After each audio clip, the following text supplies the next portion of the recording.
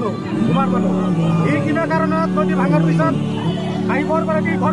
কৰাৰ পিছত কিন্তু বৰ্তমান কুমাৰ পিতাৰ ভোট চলি আছে কিন্তু বৰবাৰীতে এই ঘর করার কারণে 58 ভোটটি হয়ে যায় কি হওয়ার পিছত তার ভোটির ভোটটি হয়ে যায় কি হওয়ার পিছত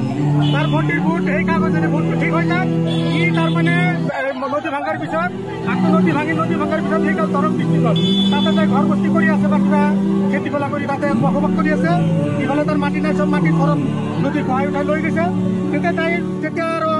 হাকিমে তাৰ কেছটো চলি আছে মেজিষ্ট্ৰেটে সুধিছে যে আপুনি ক'ত থাকে